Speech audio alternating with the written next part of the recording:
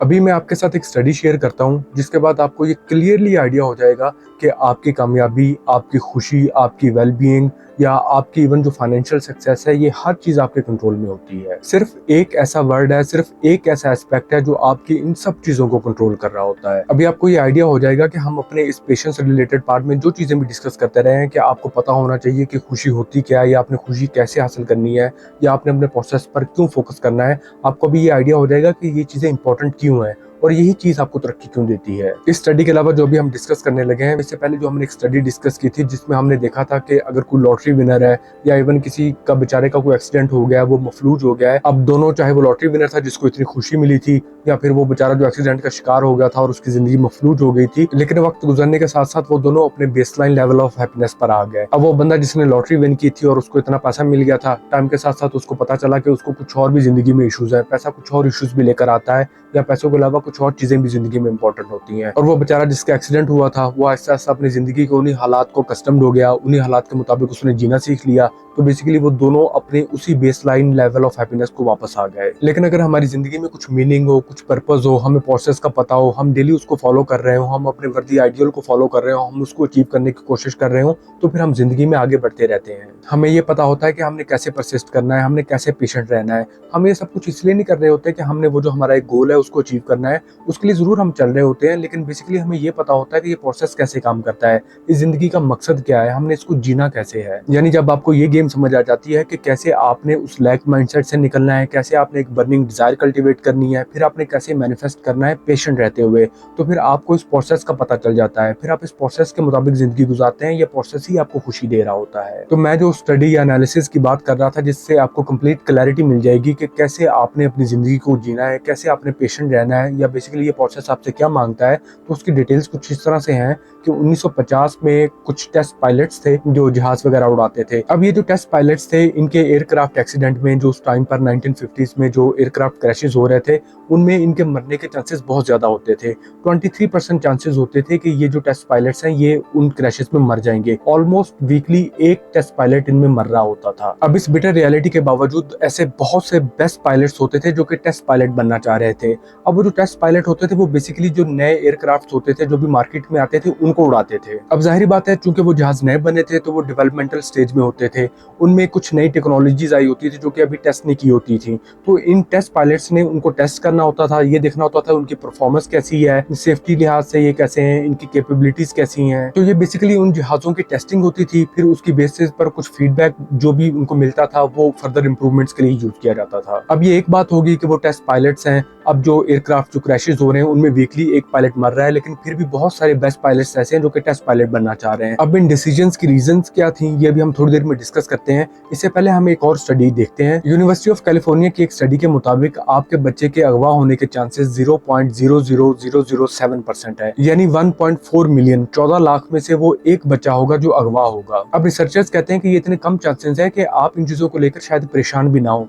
लेकिन 2022 की एक स्टडी के मुताबिक जब लोगों से पूछा गया कि आप कितने वरीड हैं, आप कितने परेशान हैं कि आपका बच्चा अगवा भी हो सकता है, तो उन लोगों में से जिनसे ये सवाल पूछे गए उनमें से 28% ने ये कहा कि हम बहुत ज्यादा वरीड हैं, हमें बहुत ज्यादा परेशानी है, और जो 31% थे उन्होंने कहा था कि हमें किसी हद तक परेशानी है। अब इसी तरह से जो मॉडर्न एविएशन सर्विसेज हैं, जो हम एरोप्लेन जहाज वगैरह में सफर करते हैं, तो जहाज के क्रैश होने और हमारे उस क्रैश में मरने के चांसेस 1 in 11 मिलियन है, यानी 1 करोड़ 10 लाख में से एक चांस है कि हम किसी भी जहाज क्रैश में मरेंगे। लेकिन जब सर्वे किया गया और लोगों से पूछा गया कि आप एरोप्लेन ट्रेवल्स को लेकर, प्लेन ट्रेवल्स को लेकर कितने परेशान हैं, तो 40% पैसेंजर्स ने कहा कि हमें कुछ एंजाइटी होती है। अब अगर हम इसके बरक्स कार क्रैशेस को देखें तो हमारे उसमें मरने के चांसेस 5000 में से एक होते हैं, 1 in 5000 है। लेकिन फिर भी कार में सफर करते हुए हम इतना डेंजरस फील नहीं करते, खासतौर पर अगर गाड़ी हम खुद चला रहे हो। अब इसी तरह से करोड़ों या अरबों रुपयों की जो लॉटरीज होती है वो हमारे जीतने के चांसेस 302 मिलियन में से एक होते हैं, यानी 30 करोड़ 20 लाख चांसेस में से कोई एक है कि हम वो लॉटरी जीतेंगे। लेकिन फिर भी हम उनमें हिस्सा लेते रहते हैं, हम टिकट्स वगैरह खरीदते रहते हैं, हमें ये होता है कि हम किसी ना किसी दिन ये लॉटरी जीत जाएंगे। अगर आप इन सब एग्जांपल्स को देखें कि वो जो टेस्ट पायलट्स थे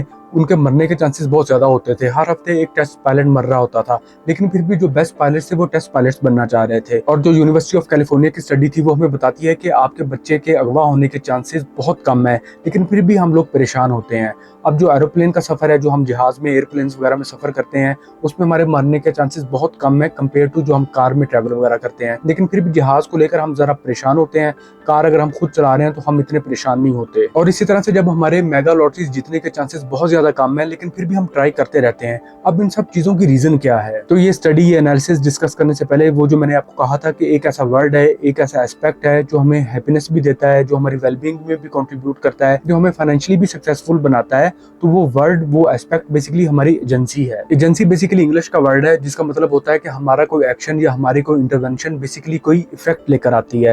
यानी जब हम कोई एक्शन लेते हैं या हम इंटरवीन करते हैं किसी भी चीज़ को लेकर, तो उसका कोई ना कोई रिजल्ट प्रोड्यूस होता है। ये एजेंसी बेसिकली हमारी कैपेसिटी होती है कि हम कुछ चॉइसेस ले सकते हैं, हम कुछ एक्शंस ले सकते हैं, हम कुछ डिसीजंस ले सकते हैं। तो अगर हम जिंदगी के किसी एस्पेक्ट को लेकर ये कहते हैं कि उस एस्पेक्ट से रिलेटेड हमारी कोई एजेंसी है, तो इसका मतलब होता है कि हमारी एक एक्टिव पार्टिसिपेशन है अपनी उस जिंदगी को, अपने उस एस्पेक्ट को फॉर्म करने में, उसको शेप करने में। तो ये एजेंसी बेसिकली हमारी जिंदगी में हमारी कुछ इंटरवेंशंस होती हैं, हमारे कुछ एक्शंस होते हैं, हमारी कुछ कैपेसिटीज होती हैं, कुछ चॉइसेस होती हैं जो हमारी जिंदगी में वो रिजल्ट्स लेकर आते हैं जो हम अचीव करना चाहते हैं। तो अब ये हमारी एजेंसी या हमारी कैपेसिटी कुछ एक्शंस लेने की, कुछ डिसीजंस लेने की किस तरह हमें इफेक्ट करती है, ये हम जो अभी हमने एग्जांपल्स डिस्कस किए हैं उनको देखकर इसका आइडिया लगा सकते हैं। अब मिसाल के तौर पर डिफरेंट स्टडीज में 80%, ऑलमोस्ट 80% ड्राइवर्स ने ये कहा कि वो बेहतरीन ड्राइवर्स हैं, उनसे बेहतर कोई भी नहीं है। लेकिन जब एनालिसिस किया गया तो पता चला कि वो जितने भी लोगों पर ये रिसर्च की गई थी, जितने भी ड्राइवर्स थे, उनमें से हर किसी का अपनी जिंदगी में एक ना एक एक्सीडेंट जरूर हुआ था। लेकिन वो अपने आप को बेस्ट ड्राइवर्स क्यों कह रहे थे? वो इसलिए कह रहे थे कि उनकी एजेंसी थी। उनको लगता था कि हमारी चॉइसेस हैं, हमारे डिसीजंस हैं, हमारे एक्शंस हैं, दूसरे लोग पता नहीं किस तरह कार चला रहे हैं, उनके साथ कुछ ना कुछ एक्सीडेंट जरूर हो जाएगा, लेकिन हमारे साथ नहीं होगा। एरोप्लेन्स में बेसिकली वो पायलट चला रहा होता है, वो हमारे हाथ में नहीं होता, तो इस वजह से हम डर रहे होते हैं। लेकिन कार चूंकि हम खुद चला रहे हैं, हमारी एक एजेंसी है, तो हम समझ रहे होते हैं कि हम सेफ हैं। और इसी तरह जो हमने टेस्ट पायलट्स की बात की थी कि 1950s में टेस्ट पायलट्स में से वीकली ऑलमोस्ट एक पायलट मर रहा होता था एयर क्रैशेस में, लेकिन फिर भी जितने बेस्ट पायलट्स थे वो टेस्ट पायलट बनना चाह रहे थे। अब उसकी रीजन ये थी कि जो बंदा भी ये डिसीजन ले रहा था, जो बंदा भी वो टेस्ट पायलट बनना चाह रहा था, वो बेसिकली ये सोच रहा होता था कि वो जो बंदा मरा है, वो जो जहाज क्रैश हुआ है, वो उसकी किसी गलती की वजह से हुआ था, वो कुछ और कर सकता था। मैं इस तरह से चलाऊंगा, मुझे ये मसला नहीं होगा, मैं क्रैश नहीं करूंगा। अब वो जो यूनिवर्सिटी ऑफ कैलिफोर्निया की स्टडी थी जो हमें ये बता रही थी कि आपके बच्चे के अगवा होने के चांसेस बहुत ज्यादा कम है, लेकिन फिर भी हम इस चीज को लेकर परेशान होते हैं। इसकी वजह ये होती है कि वो जो अगवा कार है वो एक और बंदा है, वो हमारी एजेंसी में नहीं है। उस बच्चे का अगवा होना या ना होना वो हमारे कंट्रोल में नहीं है, हम डिसीजन नहीं कर सकते।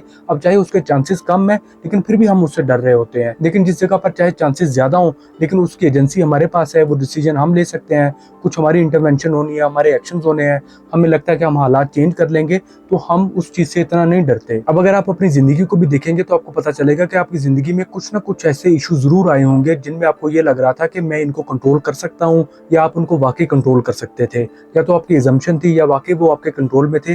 जो भी सिचुएशन थी, आप उस चीज को लेकर परेशान नहीं थे, आप उस एंड रिजल्ट का वेट नहीं कर रहे थे, क्योंकि आपको पता था आपको वो रिजल्ट मिलना ही मिलना है। आप प्रोसेस को फॉलो कर रहे थे, बल्कि आप उस वक्त उस मौजूदा लम्हे को बेहतर बनाने की कोशिश कर रहे थे, उस पर मजीद कंट्रोल हासिल करने की कोशिश कर रहे थे, ताकि आपका जो एंड रिजल्ट है, जो आप अचीव करना चाह रहे हैं, वो बेहतर से बेहतर हो। तो ये सारी डिस्कशन बेसिकली ये बताती है कि सबसे इंपॉर्टेंट पॉइंट ये है कि हम अपने थिंकिंग पैटर्न्स को चेंज करें, हम अपने फोकस को चेंज करें, ताकि हमारी मीनिंग चेंज हो, हमारे एक्शंस, हमारे डिसीजन चेंज हो और हमारी किस्मत चेंज हो। आपकी जिंदगी का एम ये नहीं होना चाहिए कि मैंने कोई इंस्टेंट ग्रेटिफिकेशन हासिल करनी है, मैंने हर चीज में खुशी हासिल करनी है, मैंने हर टाइम पर खुश रहना है, बल्कि आपको ये पता होना चाहिए कि आपने चीजों को इंटरप्रेट कैसे करना है। आपको ये पता होना चाहिए कि life is happening for you, not to you. क्योंकि जब आपका प्रोसेस पर कंट्रोल होगा तो फिर ही आप आगे बढ़ते रहेंगे, फिर ही आप परसिस्ट करेंगे, फिर ही आप पेशेंट रहेंगे, फिर ही आप अपने गोल्स को अचीव कर सकेंगे। और वो कंट्रोल हासिल करने के लिए इंतहाई जरूरी है कि आप अपनी इंटरप्रिटेशंस को खुद करें, कॉन्शियसली करें, सही तरीके से करें, एक ऐसे तरीके से करें जो आपको आगे लेकर जाती है। अब हम ये भी देख लेते हैं कि जो हमारी एजेंसी होती है, जो हमारी कैपेसिटी टू मेक चॉइसेस या कैपेसिटी टू मेक डिसीजंस होते हैं,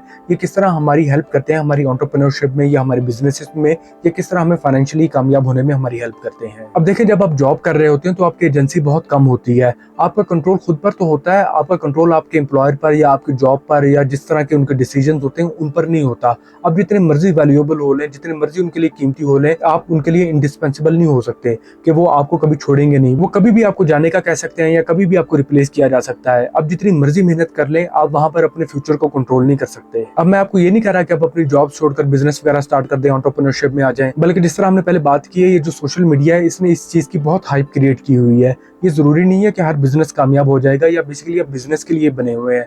अगर आप जॉब भी करते रहेंगे तो आप जॉब में भी बहुत तरक्की कर सकते हैं, लेकिन आपने ये जरूर इंश्योर करना है कि आप ऑटो पायलट पर जिंदगी ना गुजारते रहें, कि आप अपने कंफर्ट जोन में सारी जिंदगी गुजार दें, बल्कि आप कुछ ना कुछ नई स्किल्स सीखें, कोई एजुकेशन हासिल करें, आप आगे बढ़ने की कोशिश करें। जो आपका फ्री टाइम है उसमें आप जो कर सकते हैं आप वो करें।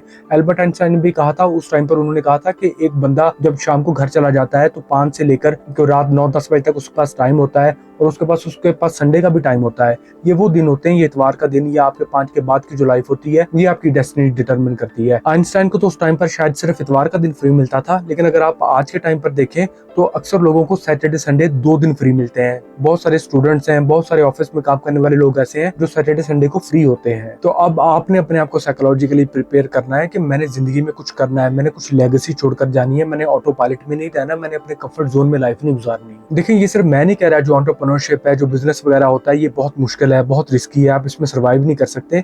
ये आपको डिफरेंट स्टडीज बताएंगी। हमें डिफरेंट स्टडीज बताती हैं कि जितने भी बिजनेसेस स्टार्ट होते हैं उनमें से सिर्फ 25% ऐसे होते हैं जो 15 साल तक पहुंचते हैं। अब वो जो 25% बिजनेसेस हैं जिन्होंने 15 साल सर्वाइव किया है, अब ये वो बिजनेसेस नहीं है जो प्रॉफिटेबल हैं, जो बहुत ज्यादा प्रॉफिट्स कमा रहे हैं, बल्कि इनमें से अक्सर वो होते हैं जो सिर्फ अपने खर्चे पूरे कर रहे होते हैं। तो वो जो मैंने पहले बात की थी कि जॉब्स को लेकर आपकी कोई एजेंसी नहीं होती, आपका फ्यूचर सिक्योर नहीं होता, तो इसका मतलब ये नहीं है कि कोई ऐसी चीज नहीं है जिसको आप कंट्रोल नहीं कर सकते। अब बिजनेस आपको स्टार्ट करना चाहिए, लाजमन हर बंदे को ट्राई करना चाहिए। उसको एक ऐसा एक्सपीरियंस जरूर मिलेगा जो उसको लाइफ टाइम उसकी हेल्प करता रहेगा। लेकिन ये जरूरी नहीं है जिस तरह ग्लैमराइज किया हुआ है कि आपकी कोई फिजिकल लोकेशन होगी, वहां पे लोगों का रश होगा, आपके पास गाड़ी होगी, तो फिर ही उसी चीज को बिजनेस का नाम दिया जाएगा। आपकी कोई भी साइड हसल है, आपने कोई कोर्स किया हुआ है, आपने कोई स्किल सीखी हुई है, आप कोई फ्रीलांसिंग सर्विसेज कर रहे हैं, आपका कोई यूट्यूब चैनल है, या इसी तरह से हर वो चीज जिसमें आपके लिए उतना रिस्क इन्वॉल्व नहीं है या जिसमें आपका इतना कोई कैपिटल नहीं लगा हुआ, ये वो चीजें हैं जिनको आप टाइम दे सकते हैं। इनको आप टाइम के साथ साथ ग्रो कर सकते हैं, आप स्केल कर सकते हैं। इस चीज से आपको कोई नहीं रोकता कि आप शुरू करें, आप स्केल करते रहें। लेकिन ये सोचना कि अगर मेरे कोई बिजनेस की फिजिकल लोकेशन नहीं होगी या 1 साल के अंदर इसकी 100 ब्रांचेस नहीं हो जाएंगी,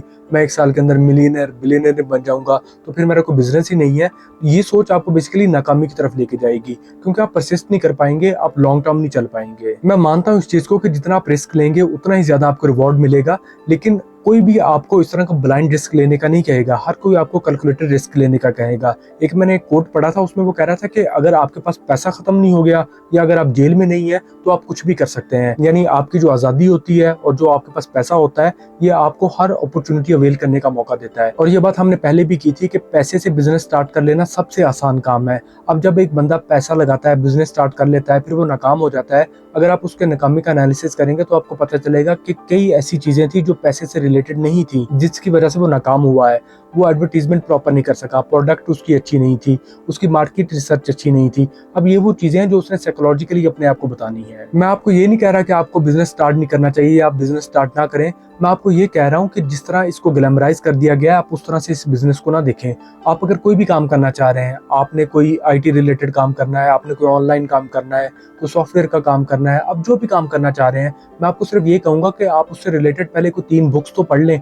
अगर आप ये 3 बुक्स नहीं पढ़ सकते तो आप वहां भी परसिस्ट नहीं करेंगे, क्योंकि आपने वो जो बिजनेस स्टार्ट किया है वो आपने कोई डिसीजन लेकर कोई रिसर्च करके नहीं किया, वो आपकी एक assumption थी। आपको ये लग रहा था मैं बिजनेस स्टार्ट करूंगा, जिस तरह दूसरे लोग कामयाब हैं, जिस तरह दूसरों को आजादी, गाड़ियां, घर मिले हुए हैं, मुझे भी ये सब मिल जाएगा। लेकिन हमारी assumptions पर दुनिया नहीं चलती। जब हमें रियलिटी फेस करना पड़ती है तब हमें पता चलता है कि हमने क्या गलती कर ली। तो उस गलती से बचने के लिए जरूरी है कि हम पूरी तैयारी के साथ मार्केट में जाएं, या एटलीस्ट जब हम मार्केट में जाते हैं तो साथ साथ सीखते रहें। अभी जो हमने बात की थी कि जब आप जॉब कर रहे होते हैं तो आप जितनी मर्जी मेहनत कर लें, आप अपना फ्यूचर कंट्रोल नहीं कर सकते या अपने आप को आप इंडिस्पेंसिबल नहीं बना सकते। तो इसका मतलब ये नहीं था कि आप जॉब छोड़कर अगर बिजनेस स्टार्ट करेंगे तो आप ऑटोमेटिकली कामयाब हो जाएंगे, बल्कि इसका मतलब ये था कि जब आप बिजनेस करेंगे तो बहुत सारी चीजें ऐसी हैं जिनको आप कंट्रोल कर सकते हैं। वो जो आप कंट्रोल करेंगे वही चीजें आपको तरक्की दे रही होंगी। अब मिसाल के तौर पर जब आप बिजनेस करते हैं तो आपका कंट्रोल होता है कि आपका मार्केट को लेकर, कस्टमर्स को लेकर क्या रिस्पॉन्स है। जब आप कोई गलती करते हैं तो आप अडेप्ट करते हैं, एफर्ट्स आपके कंट्रोल में होती हैं कि आपने कितना टाइम लगाना है, क्रिएटिविटी आपके पास होती है, आप परसिवियर करते हैं, आप आप परसिस्ट करते हैं, आप पेशेंट रहते हैं। अब ये वो चीजें हैं जिनका होना आपके बिजनेस को कामयाब बना देता है और ना होना आपके बिजनेस को तबाह कर देता है। तो अभी जिस तरह मैंने बात की कि अगर आप ये चीजें सीख कर जाएंगे या आप टाइम के साथ मार्केट में सीखते रहेंगे तो फिर ही आप सर्वाइव कर पाएंगे, फिर ही आपका बिजनेस कामयाब होगा। डिफरेंट स्टडीज हमें बताती हैं कि ये जो कामयाब एंटरप्रेन्योर्स होते हैं, ये जो कामयाब बिजनेसमैन होते हैं, ये अक्सर मिडिल एज्ड होते हैं। कोई 50s में इनकी एज होती है जब ये कामयाब होते हैं। अब सोशल मीडिया के इस दौर में हमें ये पता है कि सबसे कम उम्र अरबपति कौन है, कौन सा बंदा बिलियनियर है, उसकी कितनी उम्र है, कितनी उम्र में वो बिलियनियर हुआ था।